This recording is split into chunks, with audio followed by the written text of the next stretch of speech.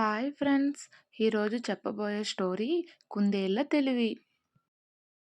చాలా కాలంగా అడవిలో వర్షాలు పడడం లేదు. దాంతో ఏనుగులకి తాగడానికి నీళ్లు కూడా కరువయ్యాయి.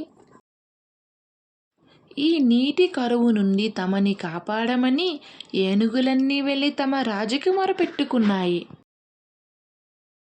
ఆ అడవంతా తిరిగి ఓ చోట చిన్న సరస్సు కనిపిస్తే ఆ స్థలాన్ని మిగతా ఏనుగులకు చెప్పింది రాజు ఏనుగు.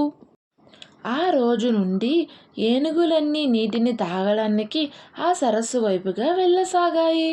ఆ సరస్సు చుట్టూ ఉన్న గడ్డిలో తిరుగుతున్న కుందేళ్లకు అది ఒక సమస్యగా అయ్యింది. రోజు ఏనుగుల కాళ్ళ కింద పడి ఎన్నో కుందేళ్లు చనిపోసాగాయి.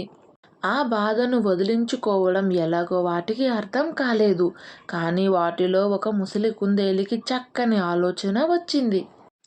మర్నాడు ముసలి కుందేలు సరస్సు వైపుగా వచ్చే ఏనుగులకి ఎదురుగా వెళ్ళింది. ఏనుగులారా, ఆగండి ఆగండి, మీకొక మాట చెప్పమని నన్ను చంద్రదేవత పంపించింది అంది. ఏనుగులన్నీ ఆగాయి. ఏమని చెప్పమంది? అడిగాయి ఏనుగులు. ఈ సరస్సు చంద్రదేవతదే. ఆవిడ ఆజ్ఞ లేకుండా సరస్సుకి రావడం మొదటి తప్పు. ఇక్కడ తిరిగే కుందేళ్లను మీ కాళ్ళ కింద వేసి నడపడం రెండవ తప్పు అంది ముసలి కుందేలు. అరే, ఈ విషయం మాకు తెలియదే అన్నాయి ఏనుగులు. కాసేపట్లో రాత్రి కాసాగింది. నా మాట నమ్మకపోతే నాతో రండి. చంద్రదేవత ఎంత కోపంగా ఉందో మీకే చూపిస్తాను అంటూ ఏనుగులన్నింటినీ సరస్సు దగ్గరకు తీసుకెళ్ళింది కుందేళ్ళు. సరస్సులో నీరు కదులుతుంది. ఆ కదులుతున్న నీటిలో పైనున్న చంద్రుని యొక్క బింబం కదులుతూ కనిపించింది. చూడండి, చంద్రదేవత కోపంతో ఎలా ఊగుతుందో.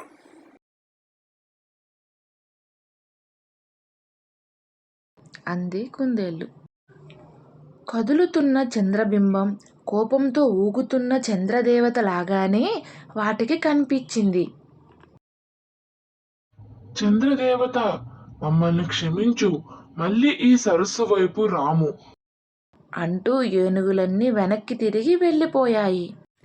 తమ కష్టాలు తీరిపోయినందుకు ఆనందంతో గంతులేస్తున్నాయి కుందేళ్ళు. కష్టం వస్తే కృంగిపోకూడదు, ఎలా తొలగించుకోవాలో ఆలోచించాలి. చూసారా ఫ్రెండ్స్? మీకు ఈ స్టోరీ నచ్చినట్టయితే మా ఛానల్ని సబ్స్క్రైబ్ చేసుకోండి.